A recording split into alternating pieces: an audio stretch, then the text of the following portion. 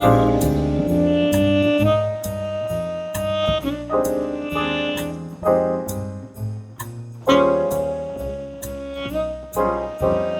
very excited to have our poet today, uh, say Mariahadessa Ekere Tallie. She is a poet I've learned who is full of energy and is certainly a poet to be reckoned with. I think we're going to hear a good deal from her today. So we're very excited. We have a student who is going to give the occasion and another student who will introduce her to Albany State University English majors, Mr. Felix Crumsby and Leah Christian. Sorry, Leah, I was looking for you in the audience. So we'll get started immediately and hear that wonderful poetry that's coming. And after the session, there are some of her books for sale. Good morning. Uh-oh. Oh, 1 second. Okay.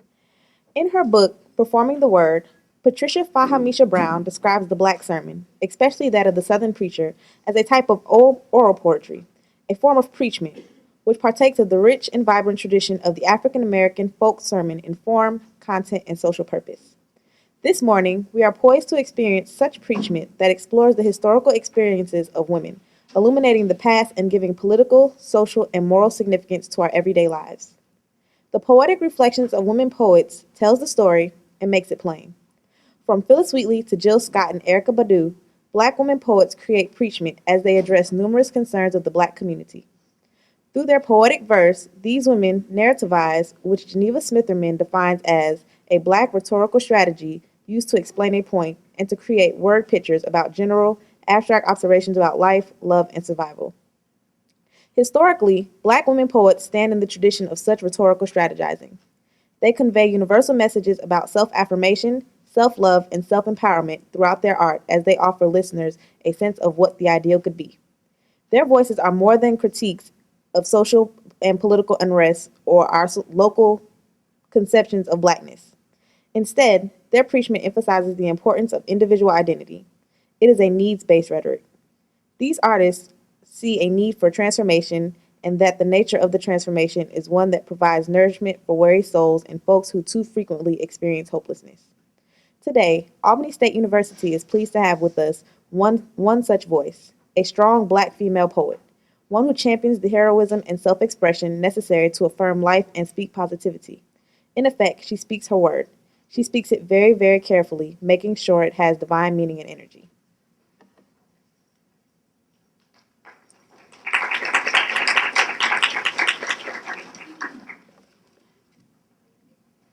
Good morning. Somebody has to tell the truth sometime, whatever that truth may be. Nikki Finney writes, and Mariahadessa Ekere Tallie offers up a body of work that bears its scars proudly, firm in the knowledge that each is evidence in the wound survived. These words describe a woman who stands firm in her own knowing that music of poetry brims with things that must be said.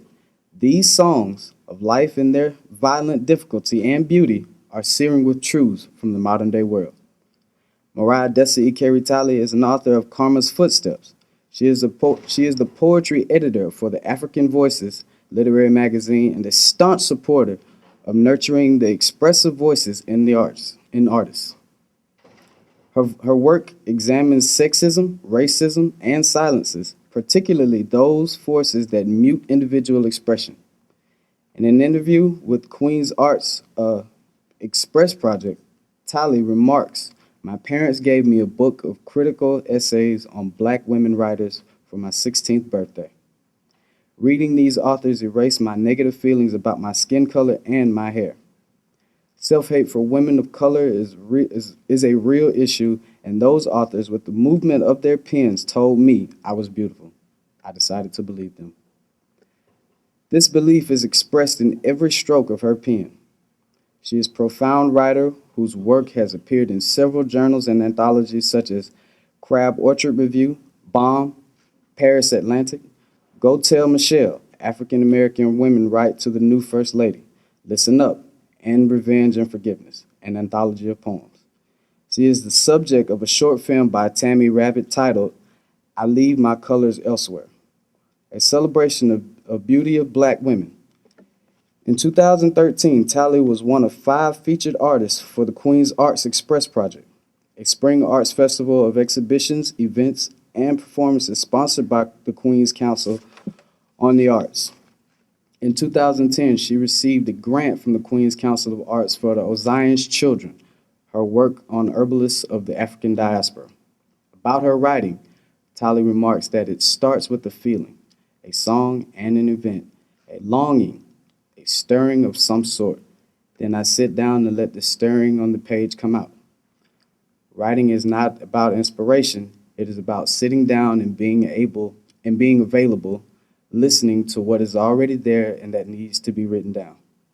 Her poetry is self-described as a form of activism, a force for good, and we are very excited to have her share with us at this 7th annual Albany State University Poetry Festival. Please join us in welcoming Miss Mariahadessa Ekere Tallie.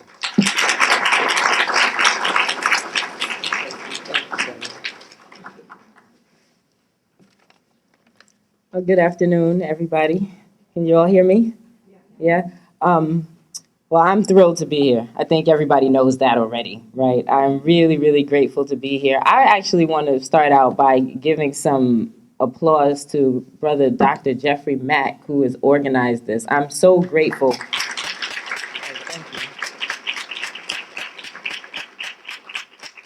I'm so grateful for all of his hard work and the hard work of the young people who have been taking us around and dealing with us, who, you know, poets are kind of crazy, so they have to deal with us. And thanks to Andre and just everybody who's helped to put this together. This has been an amazing experience. So I'm going to start out actually not reading poems. I'm going to start out reading some letters to a young poet who I call Continuum. Are there writers in here? Let me see. Raise your hands high if you want to be a writer. Don't be ashamed of that. Okay, good.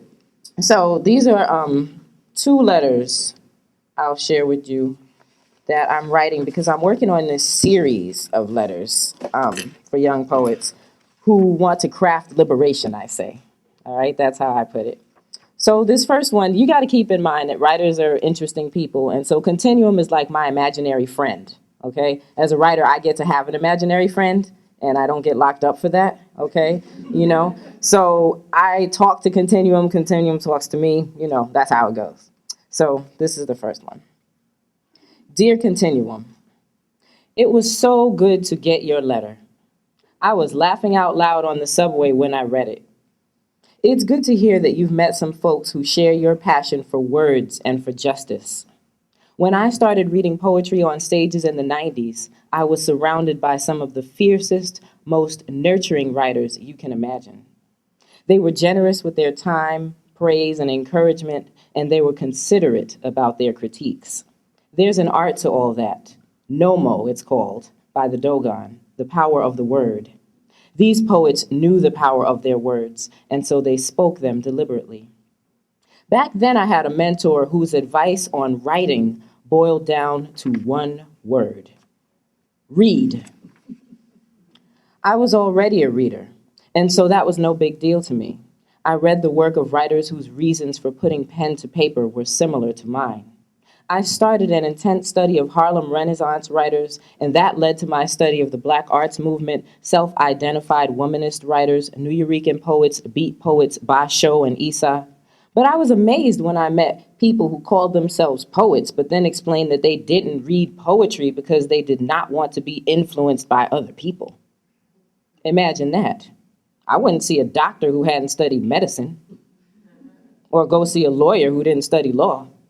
So why would I pay mine to a poet who didn't study poetry? Anyway, you asked me what I think the difference is between a journal entry and poetry or creative writing. And I can say that poetry begins where the journal entry ends. I write in my journal to clear myself. Anything goes in a journal entry. Fragments, rants, victories, questions, the day's events, it doesn't matter. Writing in my journal is like showering after running a marathon or dipping into a cool river after working on a farm all day. It's like getting the clutter out of my apartment. And once the clutter is gone, I can look around the place and see what's there. That's where the poetry starts. Of course, you know this does not mean my poetry is neat or full of answers. It doesn't mean that it is crisp or sanitized. I believe in poetry that rises from the heart, the womb, the body, the spirit. I believe in poetry that is yours. I believe in pages steeped in your voice and your reason for raising it. I edit my poetry rigorously because I need to make sure my meaning is clear. And no, I don't think about audience when I write. I really don't, because if you worry about that, you'll find yourself trapped. You'll be tailoring your message or your style to please somebody, and it won't be your art anymore, will it be? You'll be like a marionette, and some imagined person's reaction will be pulling your strings. Yes, I know I'm asking a lot from you, but you say you want to be an artist, so you have to be yourself. Oh, and listen, please try to understand your parents' point of view. It's not so much that they don't want you to be an artist, it's that they want you to be all right in the world. They want to know that you'll have food on your table and a roof over your head. And they don't see art as a viable way to make that happen. Well, I can only quote Haki Madhubuti on this. He says that as a poet, you may not earn a living, but you will certainly earn a life. Go easy on your parents and keep writing. Love, Mariahadessa.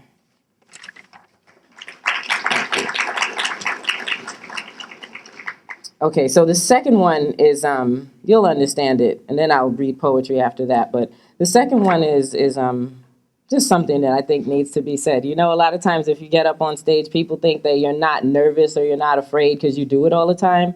And, you know, sometimes I tell people you just got to go through it, right? You just have to work with it, to go through it. You know what I'm saying? That's real courage, right? When you're afraid and you do it anyway. So that's kind of what this letter is about. Continuum wrote me a letter again. This time hand wrote it. So this is my response. Dear Continuum, in the age of email, there is something special about getting your handwritten letters. I've seen research that said that what happens in our bodies and brains when we write is very different than what happens when we type. I've experienced that many times. How do you get your poems on the page? If you tend to use the computer first, why not experiment and see what happens with a pen in your hand? I still write my poems in longhand. All of this to say that it was great to receive a letter in your script. My travels have been very refreshing. I'm meeting young people who are dedicated to being critical thinkers. These budding scholars and artists give me so much hope for the future, in part because they want to be creators and not merely consumers. A young man sitting in the front row at my reading at Wright State in Ohio asked me a beautiful question. He asked me when and how I got the courage to go on stage and share my work. I remembered then that courage was not the thing that moved me to step on any stage. In fact, the only reason I ever got up in front of an audience to read poetry was that Ira B. Jones, the publisher of a literary journal called Eyeball, told me that sharing my work in front of an audience was the way to be a poet, was an essential part of being a poet. I was horrified when he told me this. I'd envisioned my life as a writer as me, tucked away somewhere writing and penning my books, stacked on shelves in stores. The idea of reading my poetry to people was, and sometimes is, very terrifying to me. When I was a young poet, literally trembling in front of my audiences, I'd remember the words of Audre Lorde, who wrote, "Your silence will not protect you." She also wrote, "Because the machine will try to grind you into dust anyway, whether or not we speak. We can sit in our corners mute forever, while our sisters and ourselves are wasted, while our children are distorted and destroyed, while our earth is poisoned. We can sit in our safe corners mute as bottles, and we will still be no less afraid."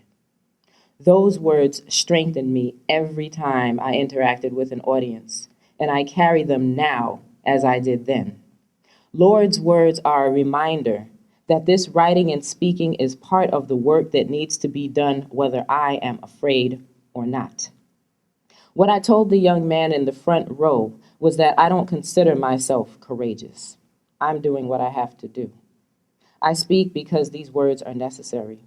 Somewhere out there, there's a woman being terrorized. A billy club is drawing blood. Someone is being stopped on the street because she wears or he wears supposedly suspect skin. There's a community garden being bulldozed. I speak to keep the circle unbroken. I speak because my ancestors had stories that no one wrote down in books. I speak so that we won't be invisible. When my voice is no longer necessary, I'll pack it away. What I want to say to you is that our work is not about us. It is not about our courage, and it is not about our fear. It's not even about us individually. It's about us collectively. I want to say that we owe it to the people who came before us and to those who will show up long after we're gone to speak the truth as we know it. We owe it to them to get the beauty and the ugliness down on the page. That is love. And fear disappears in the face of that. Love, Mariahadessa.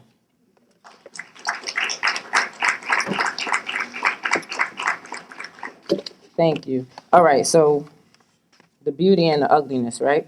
We're going to start with the ugliness, actually. This is a poem I read because, as I say, it's an old poem, but every day it becomes new, unfortunately. And so I read it, and I hope one day I will not have to read this poem anymore. Forced entry. He broke into me, stole something, brazen thief, never charged with forced entry. And no one sees the bruised prints, the scratch marks on my spirit. The dignity missing from my step doesn't qualify as physical evidence. I shake when I see him. Only my homegirl seemed to notice. His boy's mantra is, lying, bitch. They mutter it with machete-sharp eyes. Occasionally, one rouses himself to say it. Lying, bitch. And for the first time, I see these men, not as men, but terrorists in training, camouflaged bombers on the ground floor of truth taking dynamite to its foundation. I see myself as a prisoner of war, an exile, a survivor. I wish this wasn't my story, but it is, a million times over. And just when I think it has gone away, it reappears at my doorstep, in another woman's face, or on the 10 o'clock news. And although I have loved men since, maybe another sister can't. And so this is our story, and it will be ours until we don't have to claim it anymore. Until women from Brooklyn to Oakland to South Africa can sit back in amazement and say, I can't believe such things ever occurred. Until the word rape can be wiped out from vocabularies, stamped out of our memories. Until then, this will be our story, and wounded eyes will tell it, even when we don't.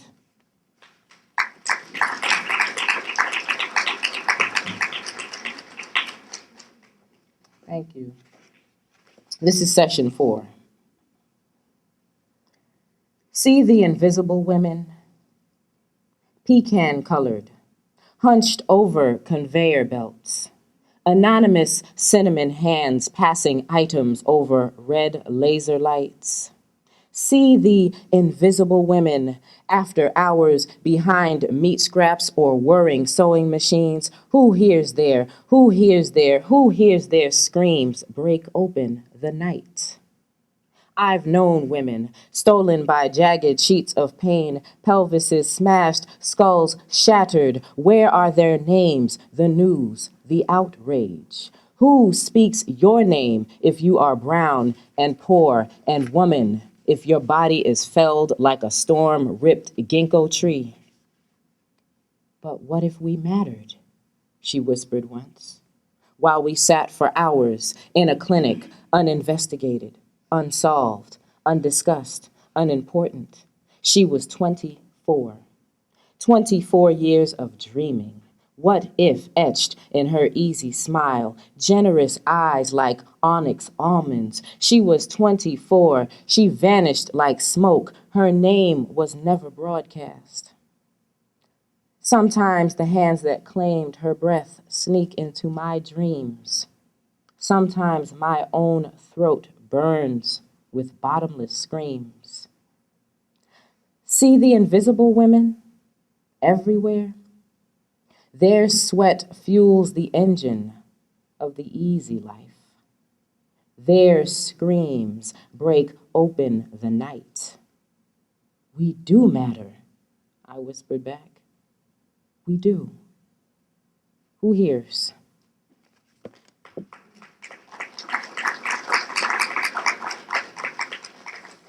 Thank you.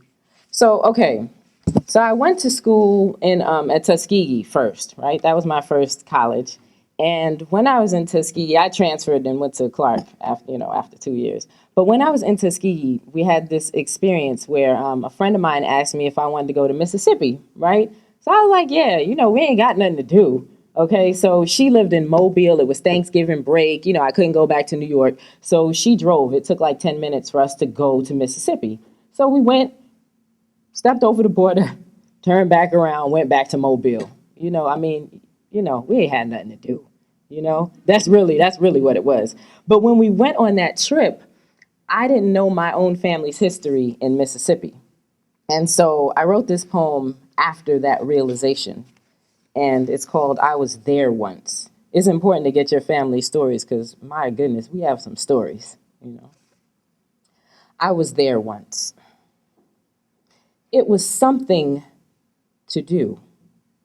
Something to crowd the vacant Alabama afternoon. My friend Angie drove the 10 minutes until we crossed the state line, Mississippi. Had I known then, I would have asked her to stop, had I known. My great-grandfather killed a man, and I love him for it. Had I known, I would have gotten out of that car, caressed that soil, taken it home. I would have asked Mississippi what she saw, how many lynchings, how many rapes, if the vengeance surprised her, if she whisper screamed, run, when my great-grandfather decided enough. I was there once. Mississippi saw my great-grandmother go home beaten and torn, watched my great-grandfather's eyes cloud, saw the waterfall. Enough. He rose from the chair of black terrorized skin, his reserved seat. Sit quiet, boy. I can spit in your wife. Split her open. Send her home. See? Enough. I was there briefly once. Mississippi saw tired clench a fist, blood a fallen body, and our line left the state to escape. I will go back. And when I ask, I imagine Mississippi will tell me she saw some kind of justice, at least once.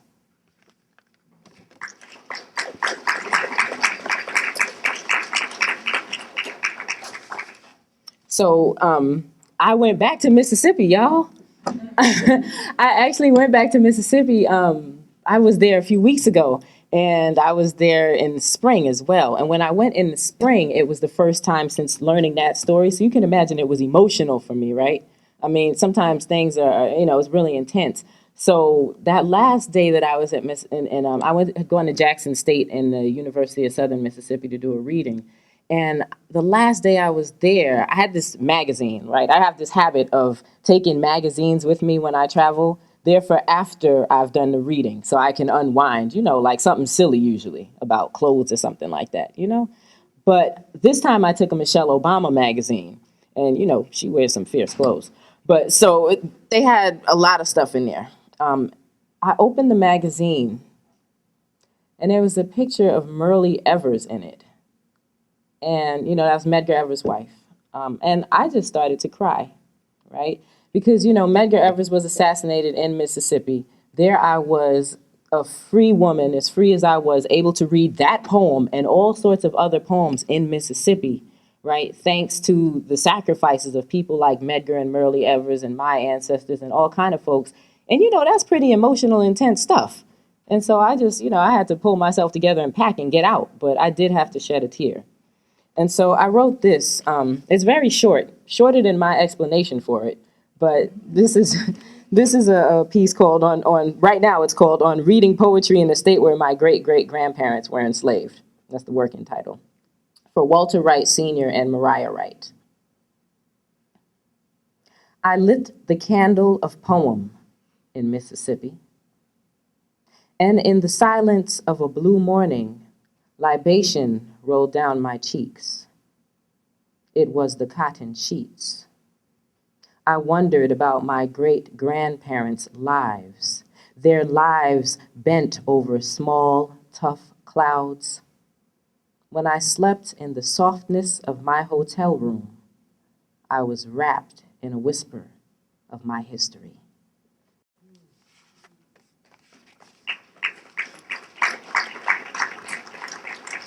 Thank you. Okay, so Nina Simone. Anybody a Nina Simone fan? A couple of hands. Okay, so if your hand is not up, I think maybe you haven't heard of Nina Simone. Are there people in here who haven't heard of Nina Simone? Okay, good. Okay, so, if let me see. Didn't Talib Kweli do a song called For Women? Do you all know that? Yeah, so that song was you could say it's an homage to Nina Simone's song For Women. Okay, and I really love Nina Simone. She did a song called Mississippi Goddamn. She got herself in a lot of trouble. She's like you saw Mary Baraka last night, right? Maybe she's like a singing woman, a Mary Baraka. They didn't even want her in the country anymore for the stuff she did, okay? Seriously. So this is called Her Voice, and it's for Nina Simone. Bowl of crushed blueberries. Knife edge, cracked calabash, heavy truth, ancient wine and renegade bones. Rise up, white wings of doves, tapestry of nerve, daughter of well-aimed lightning. She blinded compromise with her nail-like tongue, bitter root, burnt honey, tornado blackness. Bent-backed women walked up her throat, flew straight arrow from her mouth. Mississippi, Gullah, baptism, the Nile, Congo, belly of slave ships, Harlem, potent cocktail of her pitch black notes. She divined riots on piano keys. She was exiled and passion and turbulent ritual. She was that sound in the racing heart of thunder.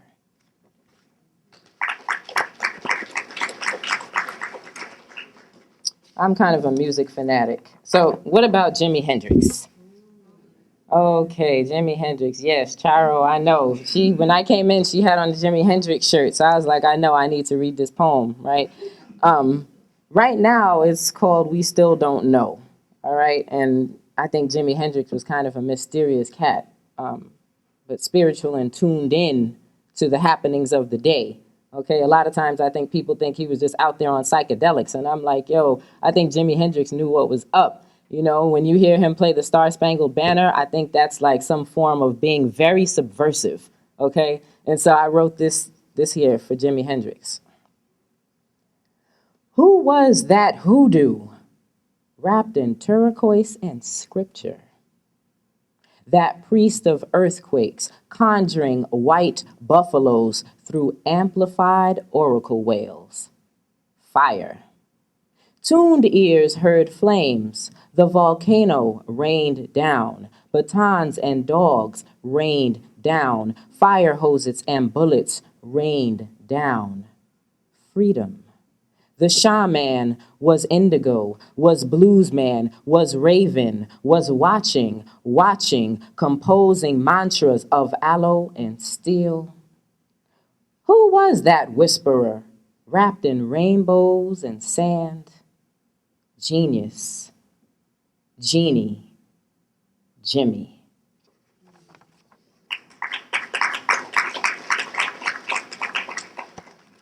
Okay, so how about poems about hair? Yeah, how about a poem about hair? So, this poem was actually born out of like doing my hair one day, and then it's born out of a lot of things, as you'll hear. But one day I had done my hair, and I was dating this guy, and he was like, "Oh my God, you look like Medusa," and I was like, "Okay, we broke up really soon after that, right? I mean, that's just a given, okay." But anyway, at least this poem came out of that, okay, and it's called Medusa. Yeah, you know how that goes. Head full of fragrant vines, I step out of the shower. Steam billows behind me. As a plaited girl, I was stung by the name Medusa. Hair washing is not casual. It is ritual, a ceremony of aloe, rosemary, shea, a rainforest journey, a shedding. As plaited girls, friends covered cornrows with towels and slips to toss and flip and pretend that we were sexy. Seduction looked like bustiers, tight jeans, short skirts, high heels, and tresses that fingers ease through. Our hair talks back, swings moods, giggles and hisses, goes toe-to-toe with a hot comb. Our hair does not lay down. It winds down mossy country roads. It is roots, willows, and dense healing groves.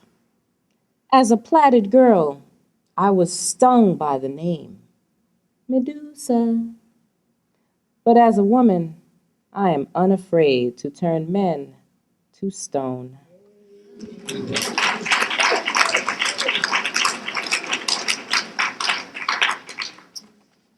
Okay, I'm gonna read, this is not a poem, but it's a prose piece. It's called My Great Grandmother Talks to Michelle Obama.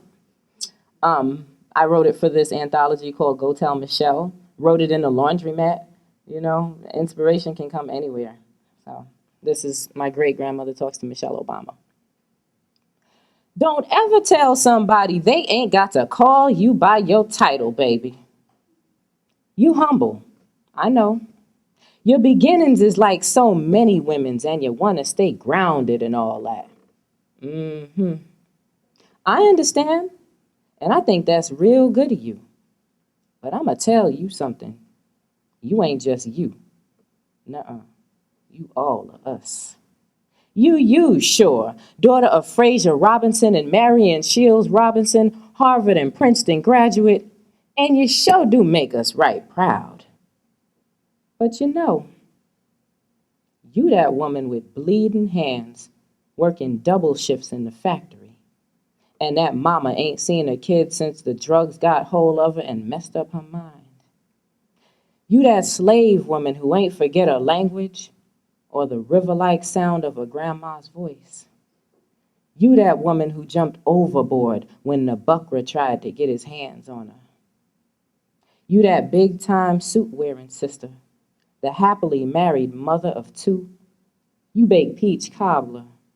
You ordinary, and you a miracle. And I know you feel funny when folk call you first lady, but baby, you best believe we been called a whole lot of something, and ain't none of it had to do with high-ranking womanhood. So when they call you first lady, you think about me, and you think about all them women ain't getting a sliver of light. You turn right nice and you answer, baby. Yes, you answer for each and every one of us. 'Cause for the first time in the history of this here country, we're going to be called by our true name.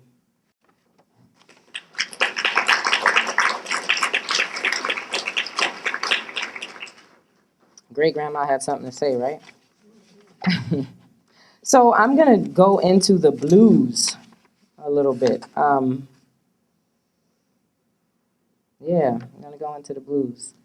I'm going to read this piece that I wrote after last year. We had Hurricane Sandy in New York.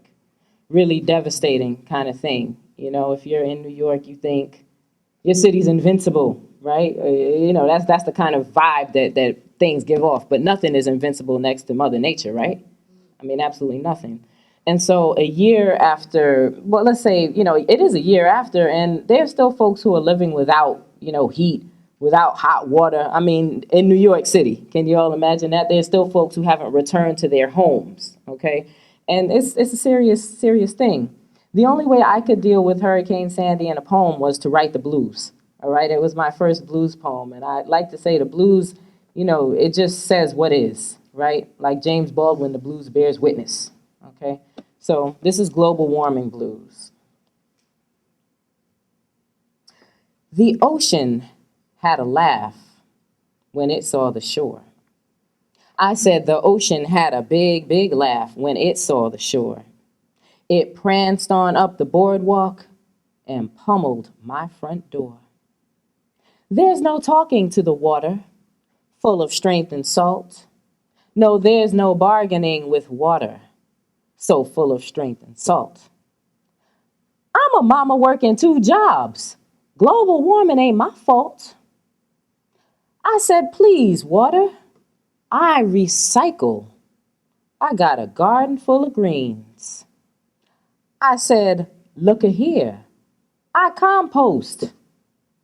Got a garden full of greens. Water say, big men drill and oil spill. And we both know what that means. Now my town is just a river.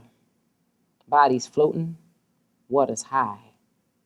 My town is just a river, but I'm too damn mad to cry. Seem like for big men's living, little folks have got to die. Seem like for big men's living, little folks have got to die.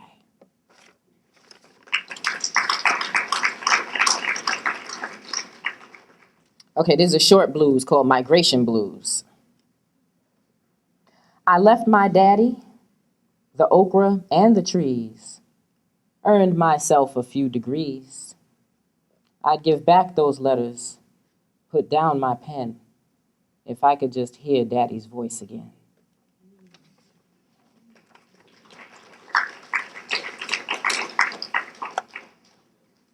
Okay, so this piece I'm going to do next is, I'm going to read this piece. It's not something I've ever read before, and for good reason, right? It's one of those, yesterday, Thomas was talking about the stage and the page, right? And sometimes you have poems and you're like, oh man, I ain't going to be able to read that. You know what I mean? I'm going to read it anyway. It's for Gil Scott Herron. And, I have a lot of love for Gil Scott Herron. Any of you know Gil Scott Herron's work? Okay, some of you. If you don't know, see, I'm sending you to YouTube. Look up Nina Simone, please. Look up Gil Scott Herron and just, come back. You ever heard the revolution will not be televised? Okay, that's Gil Scott Herron. Well, that's the beginning of that. But these are like 3 short pieces for Gil Scott Herron, who was a raging drug addict for most of his life, right? That's important for you to know. For Gil Scott Herron. Fraying silk of voice. A flag flying over broken, hoping territory of us. Why couldn't he greet tomorrow? Rest in the home of our eyes. What pain settled, occupied the land of his vast heart? Who colonized his joy? How did he battle to keep his tongue? That's it. See what I mean? That's a difficult thing to read, but I don't care. You have to do that sometimes. Okay, so I'm going to move into like some love stuff. Now, you may not know who Gil Scott Herron is, And you may not know, like, who Nina Simone is, but you know something about love, don't you? Okay. So I'm going to read you a couple of things. I'm going to start out with some love gone wrong stuff, because, you know, that happens. And the first one is going to be called Give and Take. I'm reading that again, yes, for my people over here. Yes, who, you know, Dr. Mack told me they like this poem, so I'm going to read it. It's about a breakup, you know? That's how it goes sometimes, right? Yeah. Give and take. You live in my bones. Even I cannot evict you. Slowly, you pack. Pull your concertos off the hangers. Fold your women and your prophecy. Take your half-truths off the lower shelves. Put your laughter back in its garment bag. Collect your wisdom from the high hall shelves. Take your ego from the hamper. Gather your voice from the living room. Gather your sweat from the linen. I will drink something vintage when you leave. I will paint the walls a deep orange. I will fill the rooms with frankincense, Sanskrit, and bebop. The mirror reminds me of the one thing you left. The soundlessness in my chest reminds me of the last thing you took.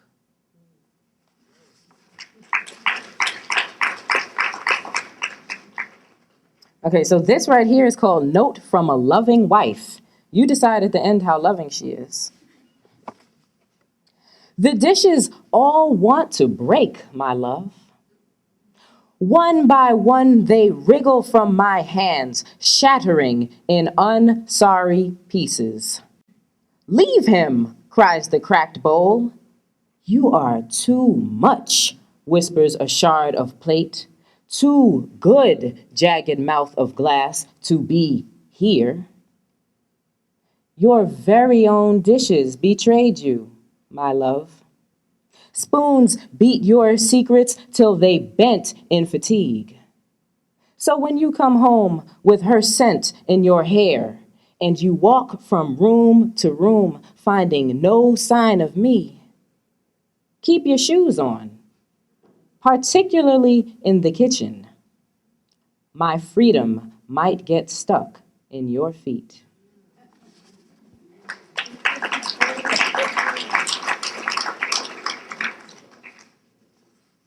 Okay, so this is called Lady. And yeah, women are complicated. That's all I'll say. Lady. Lady, I wonder what is beneath your skin, seemingly satisfied with one uncomplicated man. You've signed his name onto yours, woven two lives into a fine garment. Lady, tell me, does he unzip your howl? Does he anticipate your tears? Does he instigate your laughter? Does anywhere you go together become sacred, rich with fragrance of lovers? Does your hand brushing his make all the dust settle? Lady, I am red clay swirling. I am a trembling match licking a scripture certainty. I walk alone. I unravel holy things. I can chew a good man to the gristle. I scare myself every day. A hunter dances beneath my skin. Lady, have you ever seen a tornado in your mirror? How did you cage her before she smashed everything?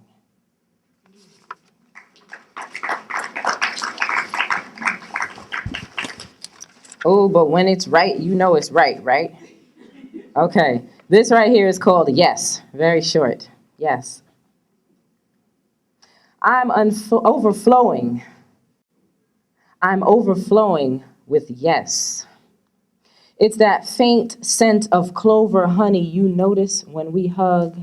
Yes, you. Your eyes fling my body wide, doorlish, lush with rain and hibiscus, brazen as trumpets. Yes, you, carrying histories of cotton fields and hushed up rebellions under the treasure chest of your tongue. Yes, you, riding across starless nights, coaxing flickers from the giggling sky. Yes, you, waiting for the word hidden beneath everything I say. Here it is.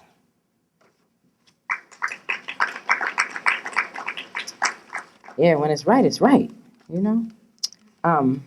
So I have two more, I think, right? Because I have to pay attention to the time, right? Okay, so I have two more, and then do we have time for the question and answer thingy? I don't know. All right. Well, I'm going to end with a haiku and a poem for my mom. So, in fact, the haiku is called Mama Haiku right now. You all know haiku? Yeah, okay, 17-syllable Japanese poems that we in America changed to make them how we need it to be, right? So my haiku for my mama is this. Packed to leave this country called life, my mother was stopped at the border, learning to swim. She was the baby of the family, curious and neon, magic unraveling her singing braids. There was music coming off of her, violins and batas, pianos and castañetas, sounds that reminded Mama of sin. Imagine Sienna Sunflower Girl, knee-high, southern-tinged, tangos and rumbas tickling her feet. Imagine the first time the branch of the peach tree ripped her skin because she'd been caught moving to some rhythm, not born of the church. It was everything. Her sound, her scent, her earth speak. It brought the hands and brought the belts and brought the switches down. And she tried when she left their house. She tried to conjure her dance again, hear the whispers under her feet, pulled watercolors around her waist, wore amber and amethyst on wrists and shoulders, chanted and wound her way through jazz. But no one could read the smoke signals of her cigarettes. They said death would be sweeter than any of this. And when we met, she was 35, and I was newly born, and she was still drowning. But she gave me studios to dance in, and trumpets, and screaming magentas, and muted blues, and congas, and modeling clay. And she kept judgment in a locked box too high for me to reach. She stepped aside. My mother stepped aside. She'd evacuated her own dreams and courted death many times. And when I met her, she was still drowning.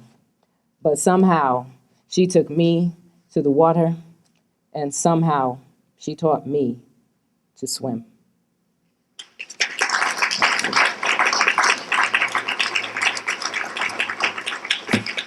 Thank you.